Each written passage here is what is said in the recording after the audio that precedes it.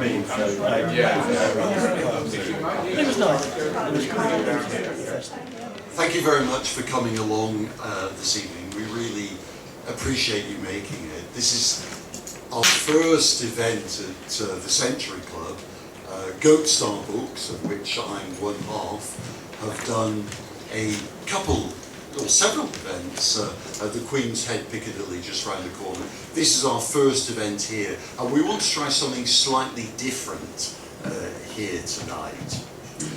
Let me introduce myself. I'm Kevin Harrison, and I'm one half of Goat Star Books. And we're going to experience this evening, participate with, you choose your own verb, some 3 different poets, all unusual, all part of the Surrealist tradition. We're going to have Mendigo Diego, who's come over from Spain, whose book Popping Corn has been one of Goat Star Books' best-selling publications. Then we'll hear from Bill Lewis from Kent, who had his work recently collected and translated by Goat Star Books into Spanish. After Bill has read, there'll be a very short break to get drinks, which are upstairs on the floor above, on the 4th floor, or downstairs below. And the evening will finish with a performance, and that is the right word, from Jowonder. And we'll aim to finish about 8:30, maybe a little bit later than that, because I appreciate we're slightly late in starting this evening. I ought to mention, it seems a bit humdrum, that toilets are on the 4th floor above and on the floor below. First, before I hand over to Mendigo and my colleague Raphael, who will do the translation, I just want to say a couple of words about Surrealism. And I would say that some of you, I think, are quite brave to be coming here this evening, because I appreciate that poetry can be challenging and difficult in certain circumstances, and coupled with surrealism can be... The microphone. In surrealist poetry, words can collide unexpectedly, creating startling new meanings. Both poetry and surrealism act as metaphors, as a means of discovery, an opening into mystery rather than explanation. It reminds us that language, when freed from logic, can act upon the deepest recesses of the human mind. So let's see what this evening holds for us. I will try and get this microphone working, but first I will introduce my colleague, Raphael Cruz. Raphael. Hi. So I'm the other half of Goat Star Books, and Goat Star Books is independent, very small publishing company specializing in translations of poetry from English into Spanish. Closer to the mic. Hello. No, Let's not pop all together. That is surrealist. Don't chat.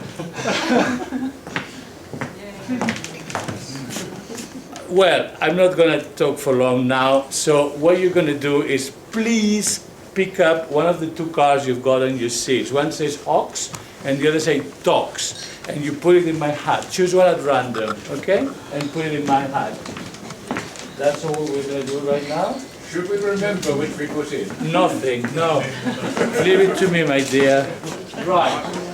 Well, that's all. I leave the hat here for the time being. No, I'll do something. What shall I do? Hogs. Hogs. That's going to be the theme for the evening. That's all for now. Thank you. Okay. Hogs. That's the theme of the evening. Stop again. Come here. We're going to start. So we're going to read from Popping Corn. Popping Corn is a book of surrealist poetry. They're very, very short poems. He's going to read them in Spanish. I'm going to read them in my own translation in English, because Gold Star Books is a bilingual publishing project. So just relax when he's reading in Spanish and listen to the music of it. And then immediately, they're very short. They're like popping corn. Corn, when you throw it in the frying pan and boom, goes pop, no? And that is supposed to trigger a kind of an illumination from every poem. So just hear it in Spanish and then immediately in English, and that's it, leave it. And then we read another one, we're going to read a few poems, okay, like this, and see what you make of it, okay? Are you ready, my dear? Yes. Start. Yeah.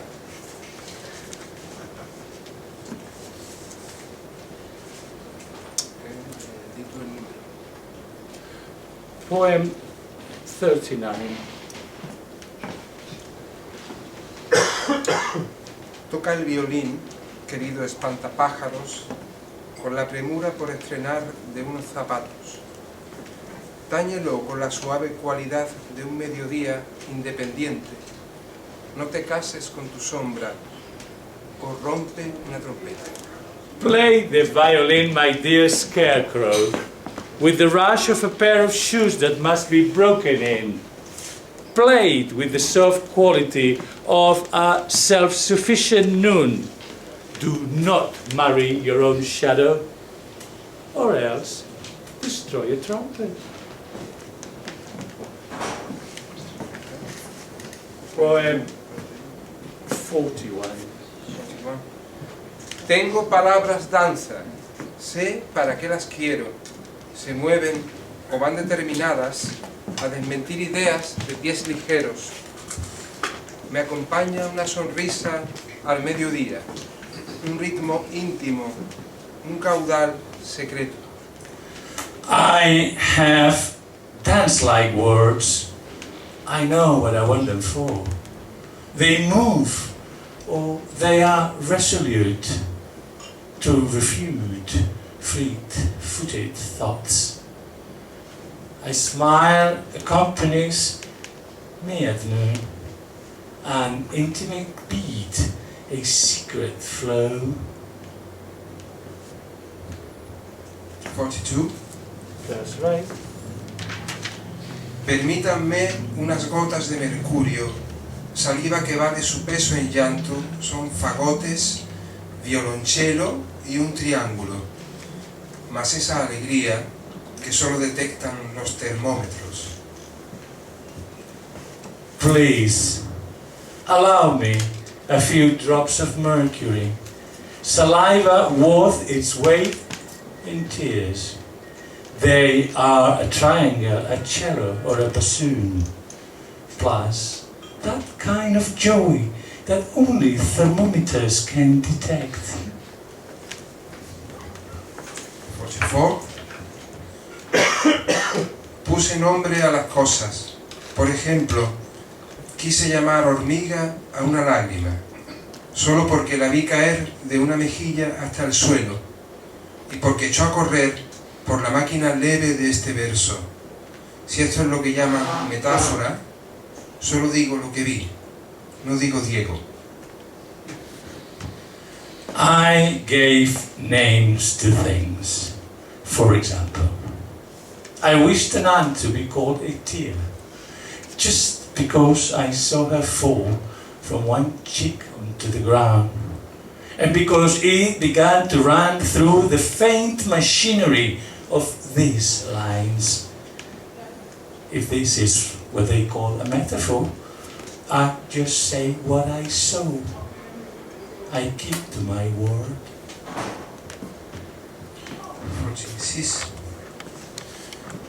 Fuera, sobre el tejado, esas lenguas de viento que mueven las veletas obedecen al loco y al poeta.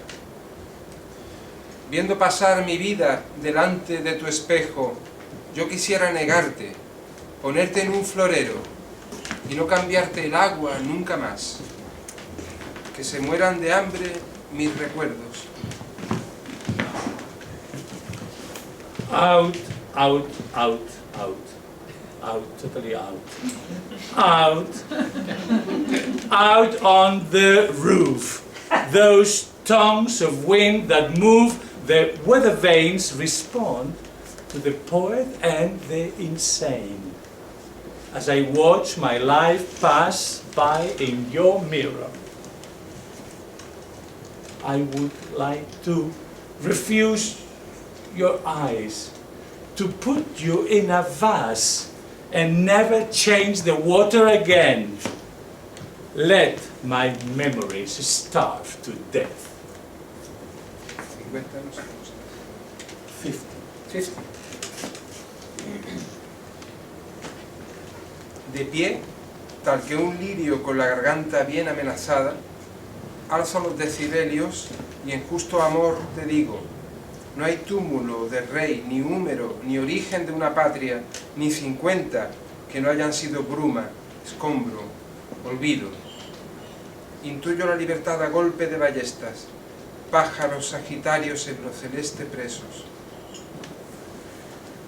With my skin such as a lily's with a well-threatened throat, I raise my decibels and say to you in fair love that there is no king's mound or humorous bone, no birth of 1 or 50 motherlands that have not been missed before, rubble, neglect. I sense freedom at the fly of a crossbow, at the sight of bold Sagittarian birds in celestial jails. 52. Leva tu voz y canta, viento, geografía sucesiva del espíritu, insurrección de mariposas muertas, llanto bambú, alma de veletas, libre hermosura sin fronteras. Raise your voice and sing, wind. The spirit's successive geography, insurrection of dead butterflies, bamboo's cry, soul of weather veins, free and borderless beauty. 55. A las palabras búfalo, paz en hilo de oro en la matina, liebres sigan. Quiero conversación con la mía muerte, ya que ella es tuerta y simpática, para manifestarle con total indolencia el deseo de vino tinto bimembre y al enlutado toro sombras vencerlo con albas 10 colores y, cómo no, matar a un ingeniero de lo abstracto. Let the buffalo words, grazing golden yarn at sunrise, be chased by hares. I'd like a chat with my own death, since she is one-eyed and so nice, to express her with perfect idleness, the desire for red and complex wine, and to subdue with a multicolored dawn the funeral bull shadows, and, as a matter of course, to kill an engineer of abstractions. 57. 50. Yeah, 57, 57. 57, thank you. Como un fruto vencido te ofreces en madurez de nieve, efímera, yo, émbolo suave, te distingo con esta floración de ramas rotas, de labios donde anidas fugitiva. Me tiembla el gorrión que llevo dentro, entierro la guitarra, es roja y hueca, tiene una voz sombría, de acuático naranjo. Like a beaten fruit, you offer yourself in your maturity. In your maturity of ephemeral snow, I, gentle plunger, distinguish you with the blossom of broken branches, of leaves where, fugitive, you make your nest. The sparrow inside me shudders I bury my guitar hollow and red. It has the dark voice of its aquatic orange tree. Es igual. Con los pulsos en colibrí se desmadeja el viento nocturno. Llama a la puerta de los orfanatos. Pregunta por un niño sin nombre para llevarlo al hondón del agua bautista, abismo hombre, y así abrir los ojos al mundo de una vez. Vibrating like a hummingbird, the night wind breaks loose. It knocks on the door of orphanages, asking for a nameless child to lead him to the depths of the baptismal water and sink him into the abyss of men, thus opening his eyes to the world once and for all. Sí. Porque es domingo, la cucaracha ya piensa en el lunes. La cucharita vuelve de paseo donde bañó su plata en la gran sopa. Y se me cae algo de los ojos, que es colectivo y duele, porque es domingo y suena un minué. Because it's Sunday, the cockroach is already thinking of Monday. The teaspoon returns from a walk where its silver coat was dipped in the great soup.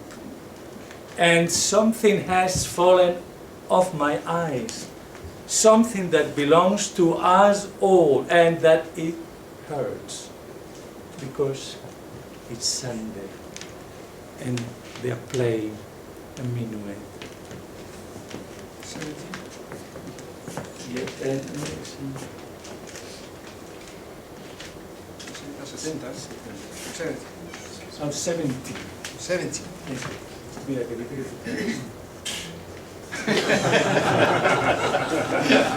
This is a gift. Oigo calcáneos pasos, me avisan de algo lombriz que provino en sucesivas muescas de insomnio, profundo planto agrícola tu lluvia de suavísimos pumas. Con serena paciencia me desvivo por comerte lo verde de los ojos. I hear calcaneous stamps warning me of something earthworm-like that came in successive notches of insomnia. Deep agricultural planting is your rain, gentle as pumas with extra soft hair. What cool patience I get out of my way to feast on the green of your eyes. And this is the last poem of this section. Thank you very much.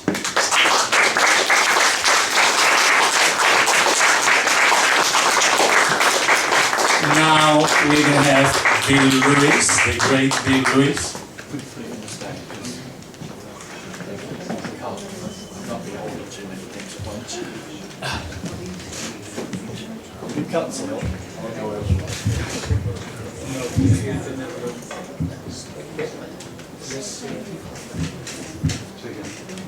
Well, in theory, they have sorted the problem, the matter, whatever it was.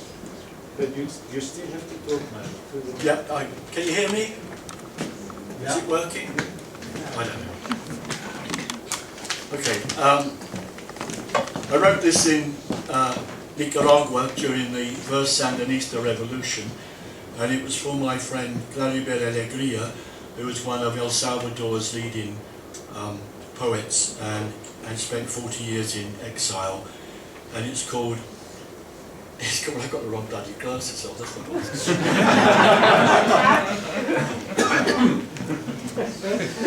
When I started out, I didn't need all these bloody glasses.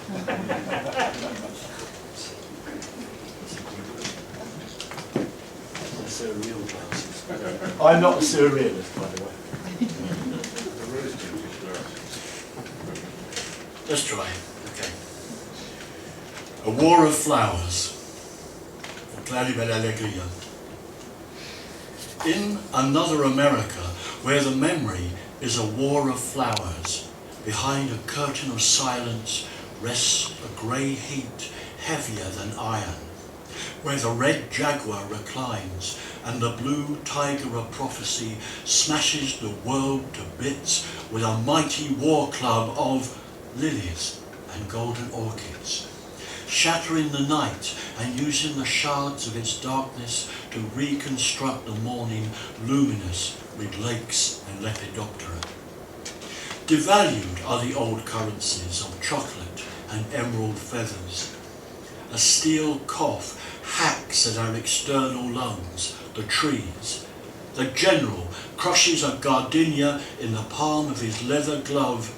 The cardinal blesses bird cages, brass bands, baseball games, and endless parades of paper petals.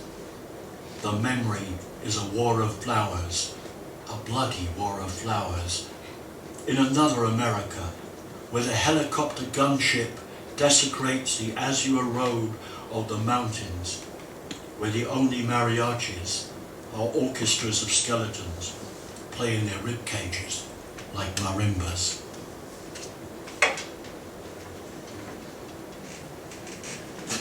This is called Coyote Poem, Grand Theft Auto. Coyote's a trickster for lots of people. What that is, sorry if I missed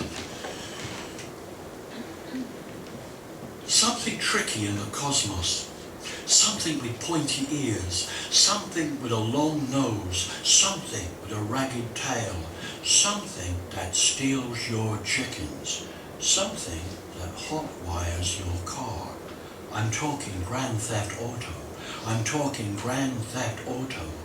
Something that drives a stolen Thunderbird across the red Martian deserts of the New Mexico Badlands and smiles at you from the glossy cover of Arizona highways.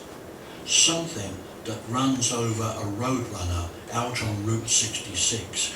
Beep beep now, you little bastard. I say beep beep now. There you go. You can applaud. I know we all love our computers, don't we? This is called updating. You have 13 outdated drivers. Fix now. Your device might not work while it's updating. You have 7 magpies that have been sent to watch over you while you sleep tonight. Do not turn off the device until the process is complete, as this might corrupt unsaved data. We have placed 4 archangels in cardinal points and the throne of the ineffable above you. A murmuration of Stalins has been assigned to ensure your safety while you wait. Do not power down. It's like bossy computers. My father's watch. Just before he died, my father gave me his pocket watch. He always wore it, looped through his waistcoat on a chain. It was made of alchemical gold, the kind that can change the colour of your soul. When my father died, the watch disappeared. I found out later my mother had sold it to get money for cigarettes. I did not see the watch until 30 years later.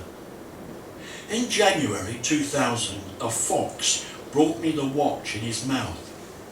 He will not give it to me. He wants to play. I must chase him. I have to catch him to prove the watch is really mine.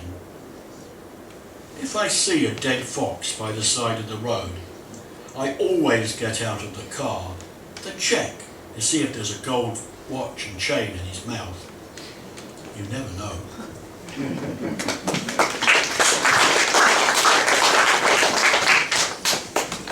Nike. Last night on TV, a quiz show, a group of athletes most of whom had won gold and silver medals at the Olympics, answered general knowledge questions, all for charity. The contestants were referred to as Olympians. They did not do well. A question asked of one champion was, "What is the name of the mountain where Zeus and the pantheon of Greek gods lived?" The contestant looked blank, shook her head. How would anyone know this? Even when she was told the answer, she made no connection.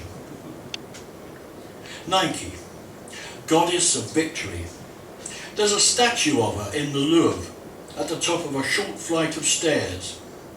Once, Audrey Hepburn ran down them, saying in that sexy, breathy, yet somehow innocent voice, "Take the picture, take the picture," where at the foot of them, Fred Astaire fumbled with the camera settings in the movie Funny Face.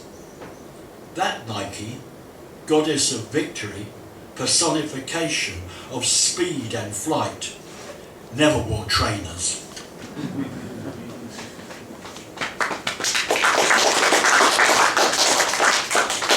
Blue. She asked me the meaning of blue, but I could not find a single definition. It's pinned to a flying fish, written on a Hokusai wave. It's an alternative word for Mediterranean. A flake of Navajo sky fixed to a silver bracelet fashioned to look like a feather. A ceiling of lapis lazuli, the always open eye of the peacock angel's wing. It's Thelonious Monk's take on Rondo à la Turque. The sound of Picasso's silent guitar. A colour only seen by the blind man on the corner of Basin Street. I don't like this stuff.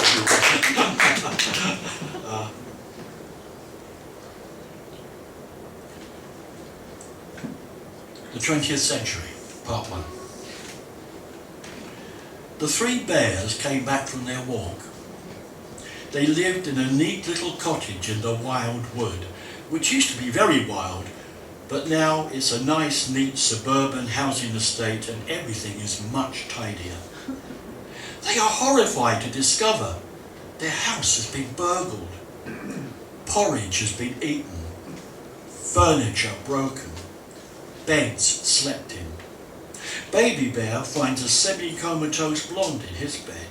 He sniffs her, she smells of booze, and by her dishevelled appearance, he thinks she may have recently had sex. Much worse than this, someone had placed modern art in the centre of the room, and you couldn't move without falling over it. Father Bear was getting angry. "You better take a look outside," said Mother Bear. Father Bear goes out into the garden. His mouth drops open in disbelief. This is the final straw. Some vandal has placed a very large 20th century in the middle of the nice, neat lawn. Who is responsible for this outrage? A man steps out of the shadows. "It was I," said Pablo Picasso, "and I'm not sorry."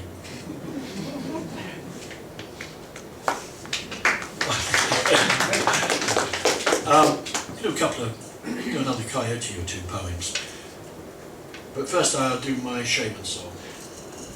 This was made by a woman from a Seneca tribe. It's a horn rattle. Is this a dream I'm dreaming? Is this a dream I'm dreaming? Or am I only dreaming? I am in a dream. Is this a song I'm singing? Is this a song I'm singing? Or am I just a song that is being sung? I'm dancing with the word. The word is like a wife. The word is like a knife. a healing surgeon's knife. Is this a dream I'm dreaming? Is this a dream I'm dreaming? Or am I only dreaming? I am in a dream. Is this a stone I'm skimming? Is this a stone I'm skimming? Or am I just a stone skimming on the wave?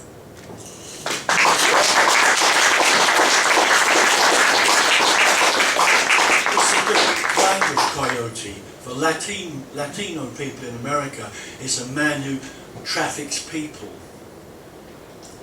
Lady, don't pay the coyote. The coyote, he always wants more. And he's doing his recalculation when he thinks that you're not keeping score. He'll carry you across the big river. He'll carry you across the sea. But the border is deep inside of you, and it's something you cannot see. Expensive boots of Spanish leather, snakeskin hat band around his hat, and an army of pistoleros who keep the coyote fat.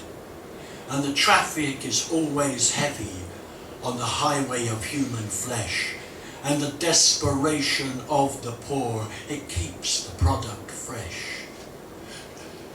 And some of you are gonna make it, and some will be deported one day, and some will disappear for good because you could not continue to pay. So lady, don't pay the coyote. The coyote, he always wants more, and he's doing his recalculations when he thinks that you're not keeping score.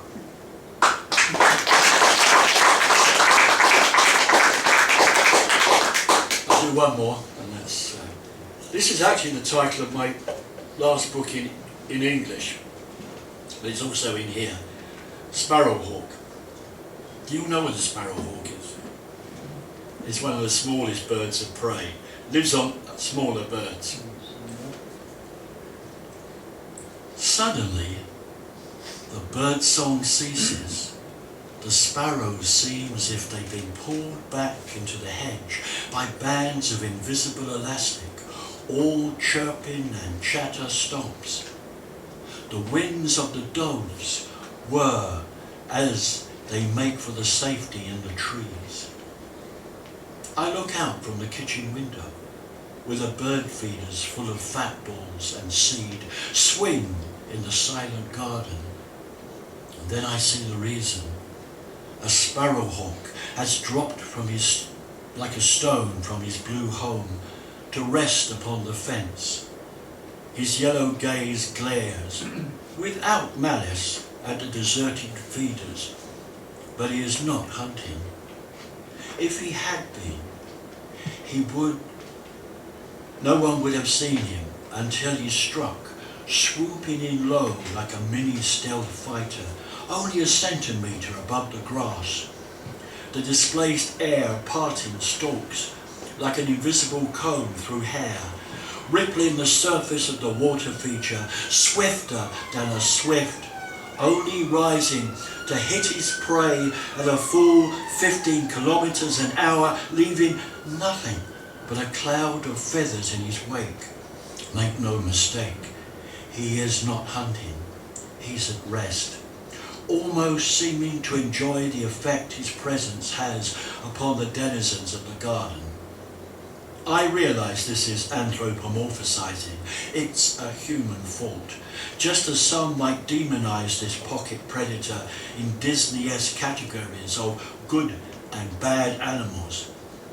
He only does what he's designed to do. Feeding to fuel flight. As seed alone is not enough to hold him aloft.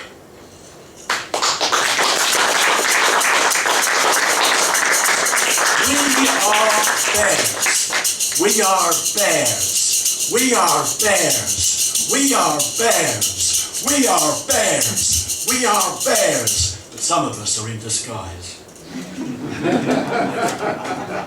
Thank you, ladies.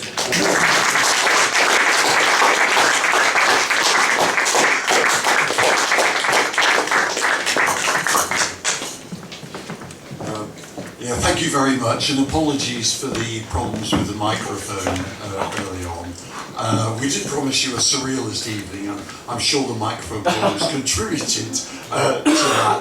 We're going to have a short break, but just before we do that, my colleague Rafael Cruz is going to perform some magic with a hat and some words. And Rafael, you can add to this now, and we'll resume in about 10 minutes. And you can buy books in the interval.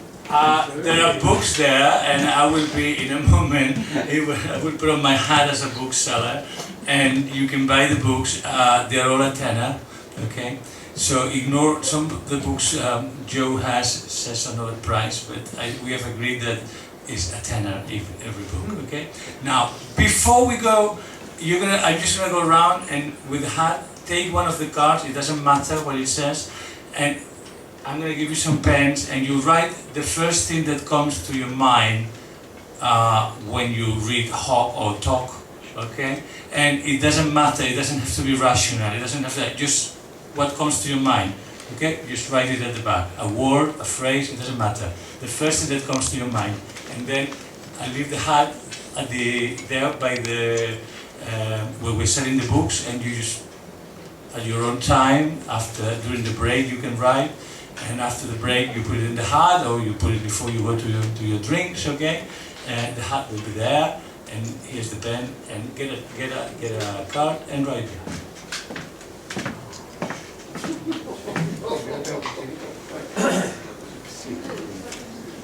So, get a card randomly. We're just getting some pencils. I've got the pencils here, my dear.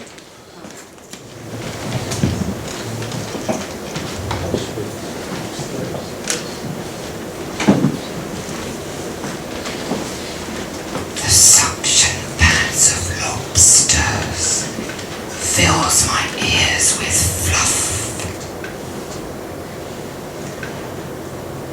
The donkeys in heaven pull an empty cart.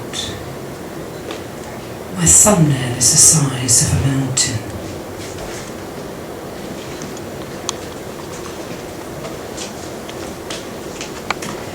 Is time sleeping as we decorate our home?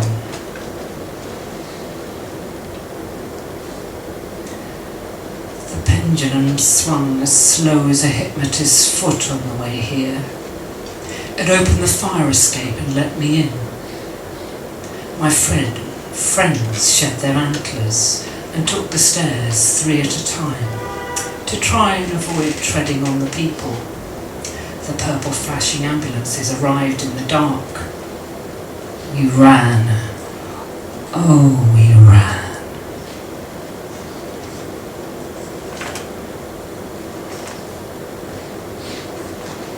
An unanswered question.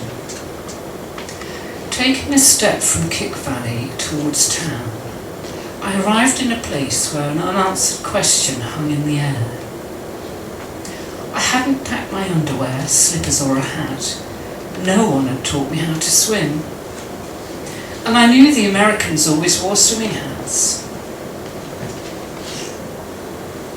Then, the smallest seed of doubt fell from my brow, and I wondered for a moment if I'd already died.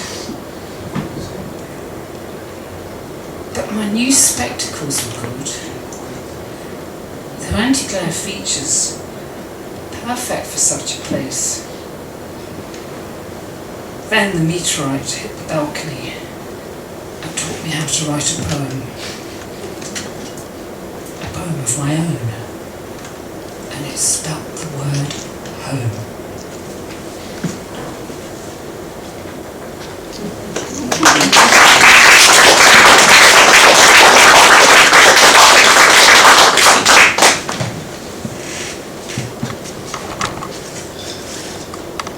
Diary of a rhinoceros.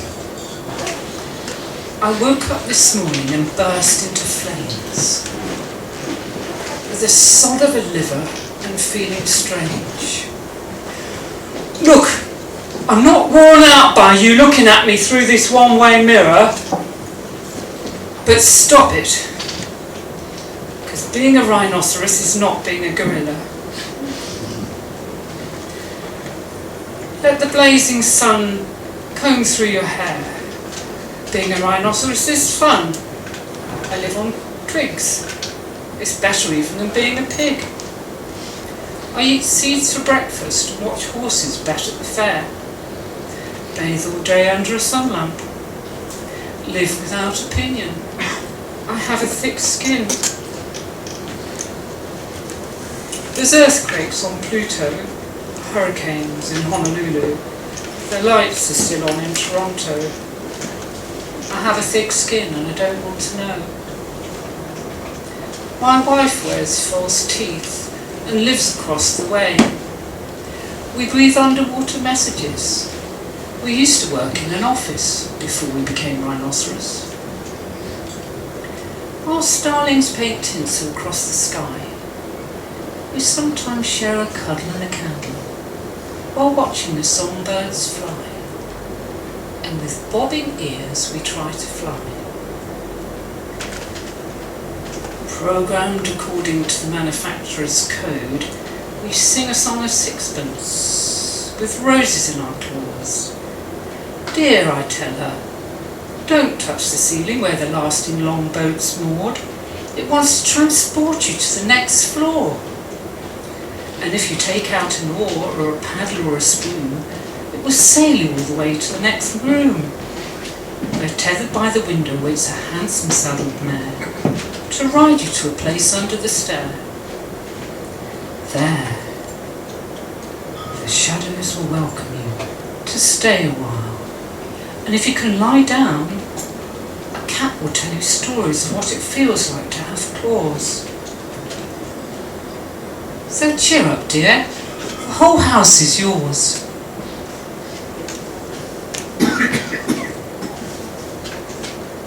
The haunted caravan. On the roof of the caravan, snails leave messages in slime. Questions of love and of life, algebra on the edge of a knife. In the interior of the caravan, where there's an outer space sinkhole, it attracts horses bewitched by its wheel and the magnetic pull of its soul, which I promise you they can feel. Outside at night, accompanied by the smiling moon, a white lady in a bell jar, which holds her inside like a vase, keeps time for the planet of Earth and Mars. She, that lady that holds us in restraint, like a thermometer screwed to the wall. All our fun she wants to spoil.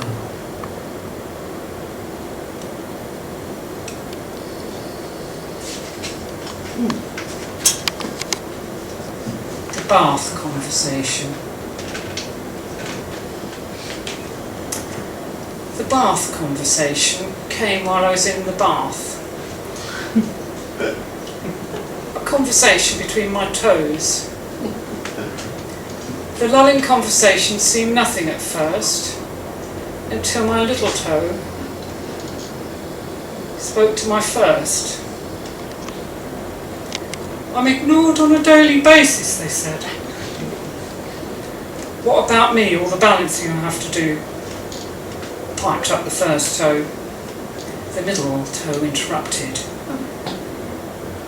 Their faces all swimming in the bath. After that they took to the garden, all walking on the floor.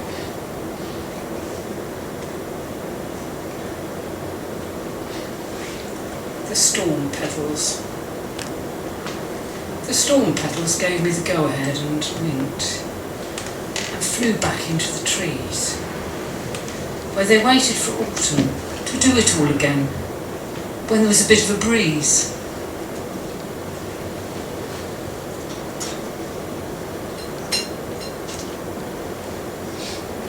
The hollow city. Below, rickety tables were set out on the pavement, rusty mechanical clock parts, broken toys, ship's rudders, poetry books, windmills, cloudy mirrors, stopwatches, socks, wooden trumpets, shrunken heads and dum-dums. Checking no one was looking, I stole a poetry book and I ripped out a page. Immediately a wavy tile hole appeared in the outskirts. It was the last of the poetry, you see. Clean ink. Holding up the rhymes as the clock tower chimed, it pushed itself into my hand and spoke. Poetry books like this have to be placed under the tongue, otherwise it will taste dry like sand. It also must be swallowed in a place free from trivia and smoothed on like Nivea. Put it on a plate, make it slide down like cream, and then, and only then, will it take you to the place in between.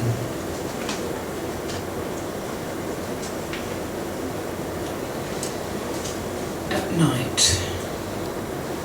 when I'm asleep, glass bottle flies wish to land on my eyelashes. So I protect myself with thermal ice cream shot from a gun before I go to bed. If I don't, a spider hops into my mouth. If I wear sandals, angels wring out their wings onto them, and I fly crisp as a carcass, horizontal, entering the rafters, playing the harpsichord. Outside there are shadows on the road, and the nighttime humans ride on roller skates. Up and down, up and down. And if you listen to them, you can vaguely make them out. Pitter-patter. 1, 2, 3. Stay on the staircase. Be true to me. I didn't know what this meant until I took a look inside my pocket. Inside it was a flick knife. Strange, a flick knife speaking to me. But I did as it said and went back barefoot. And the sound of the poem could still be heard in my head as I introduced the guests. Luckily, they were too busy polishing their nails for work in the morning to remember. And when morning came, they were gone. Oh, I thought, how lucky I am to have walked inside a poem.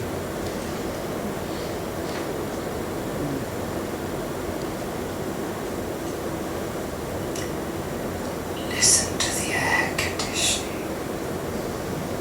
It'll take you all the way to Scotland.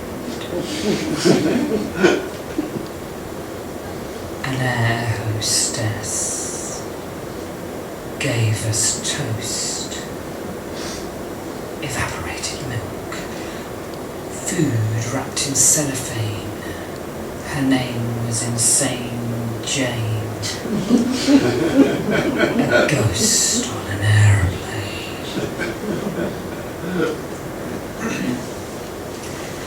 If you follow the curve of your heel to the place where it'll unscrew, you can use it as an aeroplane.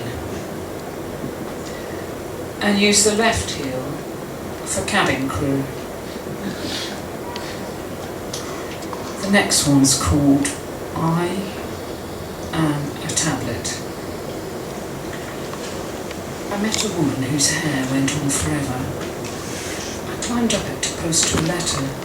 When she opened her mouth, I went in, and then she felt better.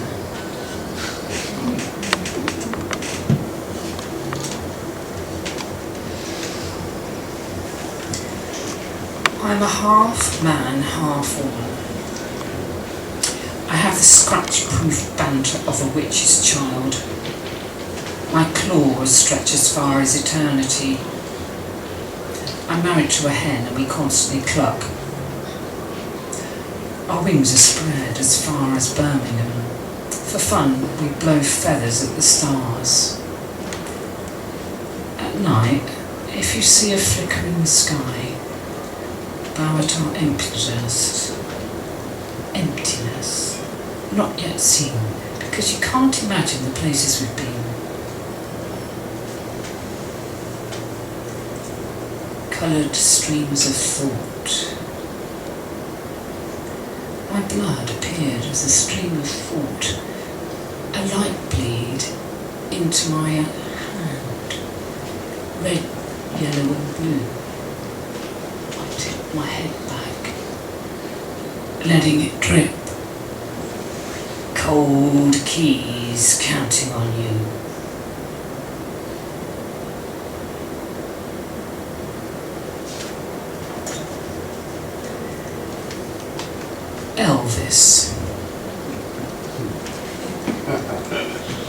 Elvis polished his shoes and trod in the mud. That's what he always did. He took my hand with gum in it and I put it behind my ear as a mark of respect. Later he made it into a ring and asked me to marry him. We know better than to fall in love like that. Anyway, they left me for a nurse. She could hold the emergency cord like a soloist. I stole their anaesthetic and tiptoed away, enjoying the breeze. But a strange ensemble trembled the air. Was it the moon or a sneeze?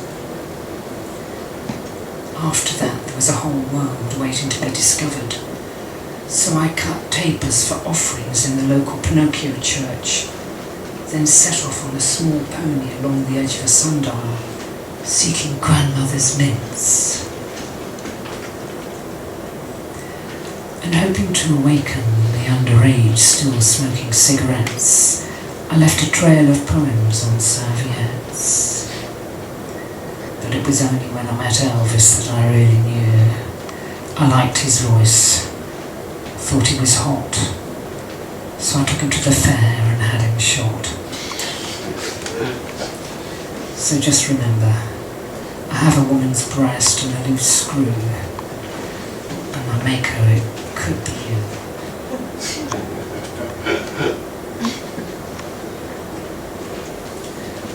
Postcards from Venice.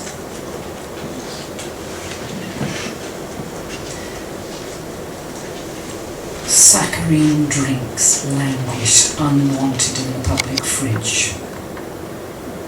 Raindrops fed the birds. Tourists poked fun at the cake. While drinking tea in Peggy Guggenheim's, a blue meteorite tinted the air. As we rode along gondola under the stair, mirrored numbers played out in my mind in a figure of 8 castrated to a 7, a haunted 6 or a 10. Affecting the time, the stars and the galaxies and the quality of light. I smoked the air while listening to the songs of Fred Astaire,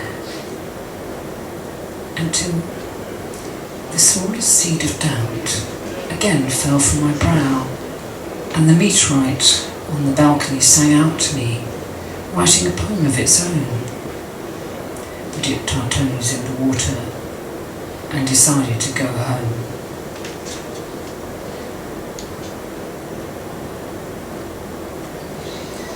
My mother was a horse. My mother was a nice woman, but she had the head of a horse. When she trotted along on the pavement beside me, I didn't say anything, of course. When I asked her if she was half horse, she said, "No!" And later I caught her eating a bale of hay. When it was time to go to school, I was always difficult to catch. Feeling ashamed, I looked down at my shoes, and lo and behold, I had hooves. So me and my mother were a bit of a match.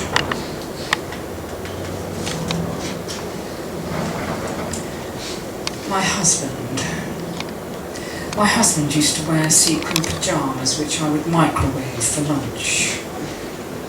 They would spin tiny, shiny silver pennies for soda. Today he gave me a shoe.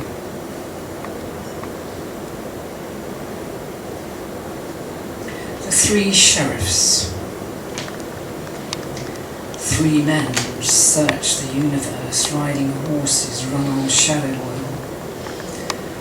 They blew their noses into thick handkerchiefs the night they each got a star. And 3 holes appeared in the sky, ready to be cooked up in a splendid pan to make a low marinade. But the taste when eaten raised memories, and it surprised them. Feelings they couldn't quite place. Like they'd heard it all before but hadn't paid enough attention. One man heard a voice. "Now you put us back from whence we came." So he guiltily tipped his star down the drain. That man vanished forever, never to be seen again. The second man thought hard and put his star back into the sky. That was at 3:30. 6 o'clock, the third man took his watch, lit his match, and burnt his star to a flame. The 3 men were not wise, but insane.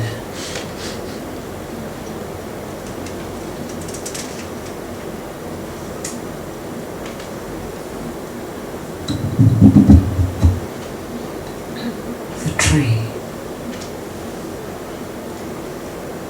Towing my way, I reached the velvet night crease in your neck, the secret place where it's always night. The stars held their breath, and a trill of 1,000 avivorna and 1,000,000 cat's eyes watched us kiss, until I let go of your gnarled neck in preference for a soft oak.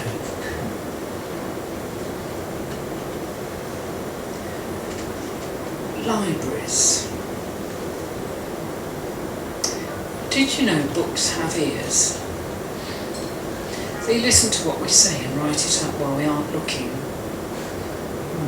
And libraries serve as burial grounds for ideas, books, tombstones. Their pages ink, condense, pulped and bleached threads of thought. Each a second's worth of light. Eternity can wait. The woman in the laundrette had an unnecessary operation. The bedsheets were so upset, they dried out at the sound of the whistle. The man in the corner shop counted his change. His left hand hankered for more, so he washed in the sea. The lost keys of an unknown woman fell in love with her. The door stood open to delay your car.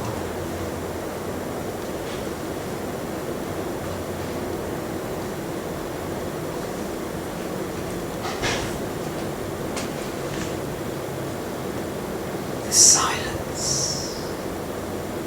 waits in the backward rotating guillotine. A carpet waiting to be rolled out to slice through time and emptiness. A string stretched between 2 mountains. Swallowing the cheese of the lonely waiter, we forget to eat his humble pie. The broken-hearted planet turns her back because we didn't witness the death of a lily. The fleas at the observatory wash their hair. At night, without looking, you lengthen 5 inches. The days shorten, the night blinks.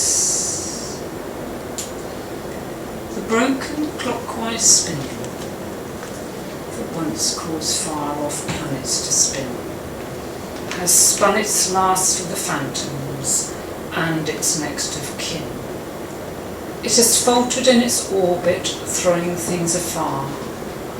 all except the unicorns and those on a wonky star. And for all those places far beyond single vision and Newton's sleep, time is no longer something we have to keep. But I'm stricken by clockwork, cursed by time. I have to do the things my hands tell me to. That's unless we whistle.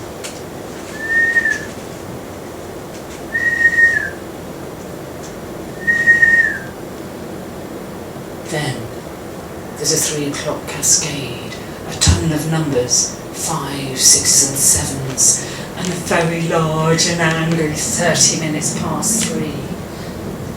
8 pairs of eyes, 9 double crescent hooves, and a hat made of porridge. Step inside my belly like cool hooves pushing in the snow, and I'll meet you on the other side.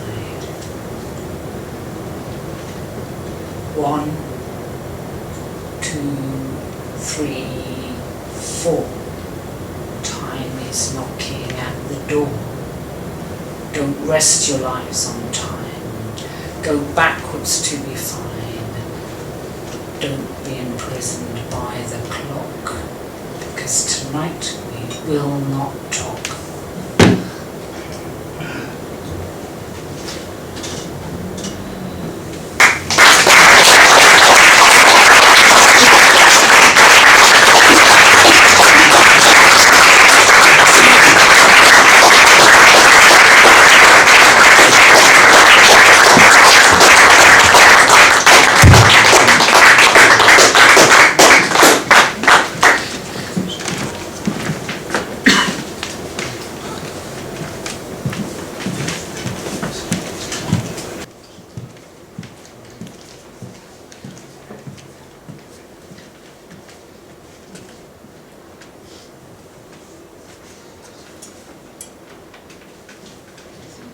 Can I ask who's responsible for this? Did you put things in it? I seem to remember you wrote some words, is that correct? Yeah. Okay, we're going to see what's coming out. Did anybody put sock?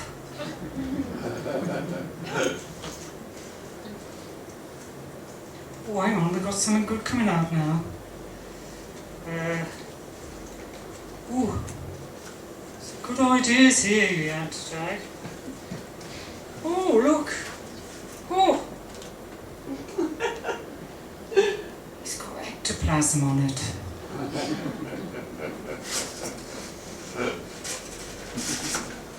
Just a load of fluff, the lot of you. Oh, just a load of fluff. Can't find anything. I've got it.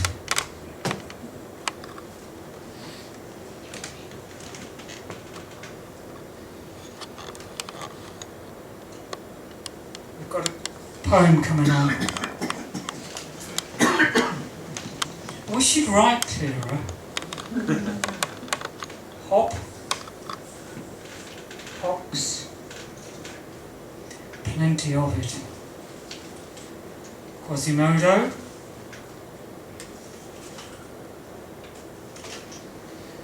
Jaman Jaman.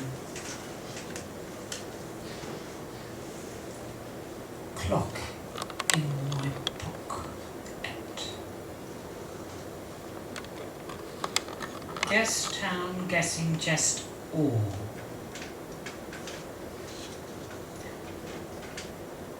Tox as in a tock. A mariner and a defect which has not been chosen and actually a blessing.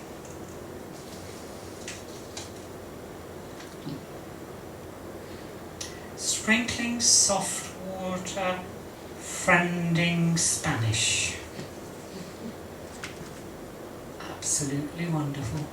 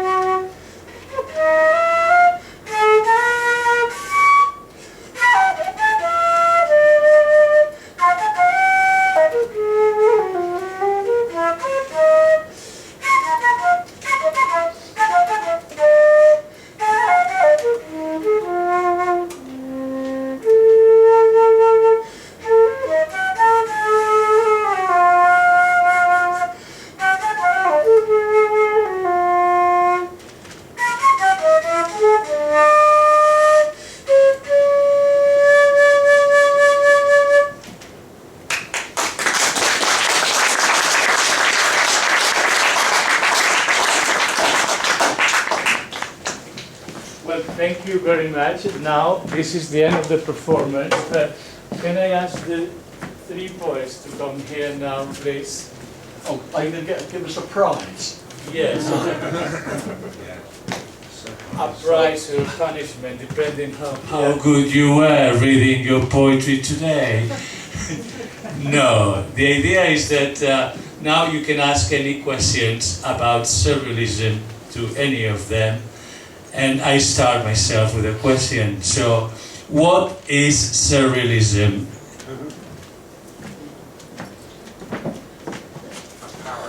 Well, you're a surrealist, so are you. Yo. Yo or yo or yo.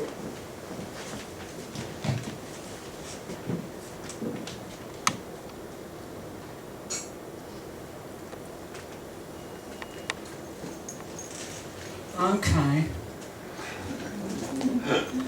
Surrealism is when you examine the negative conceptual space, which ain't there. It's there.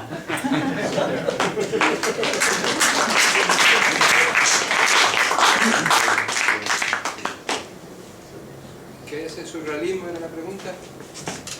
Sí. I translate. El surrealismo es una manera de desvelar la realidad, es una manera de descorrer un velo en el que aparecen los sueños, en el que aparece la fantasía, en el que aparece una realidad que no es la convencional. Is a kind of unveiling, a lifting of a veil that uncovers what happens in dreams and a new reality that is discovered through surrealism.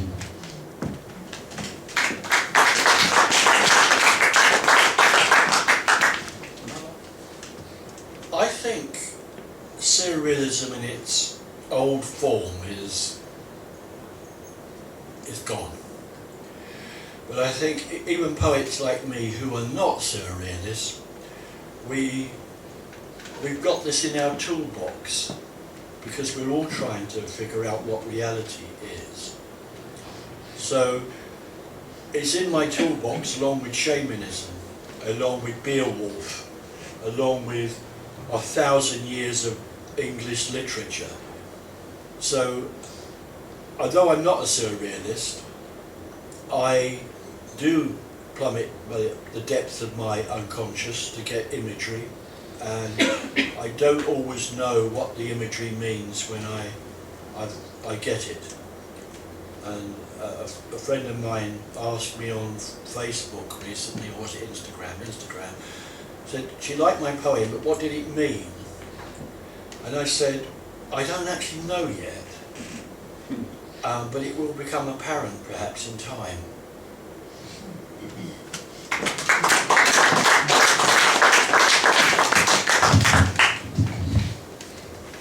Any questions for them about surrealism or about anything else about what you've seen today? Ask now or forever hold your peace. Or you may want to say something. Or anybody?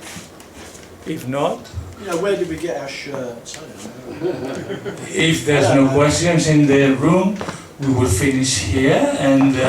Someone there. It's not a question, but it is just to say thank you all, just how refreshing it is to be turned in a different direction, to hear different languages, to have bilinguality and different vocabulary, and just to be amongst people that are not sucked into the news and the banality of the everyday. Thank you all very much indeed. Thank you.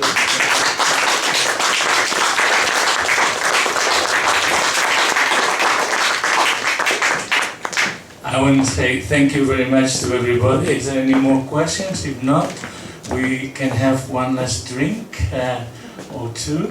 And I want to say thank you to all of you. Thank you to the Century Club. This is the first Gold Star Book Poetry Evening at the Century Club. And we hope to have more. So I will invite you to the next one when we do it, which I don't know when. But it's been very enjoyable, and I want to say thank you especially to our poets, Mendigo Diego from Spain,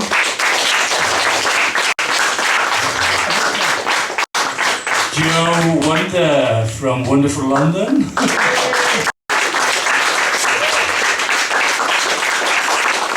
and all the way from the faraway Medway towns, Bill Lewis, the original Medway poet, the punk poet, a legend. So thank you very much all of you for coming here. Thank you to the Century Club for having us, and let's hope that we come back for more. Thank you very much. Let's begin the bar.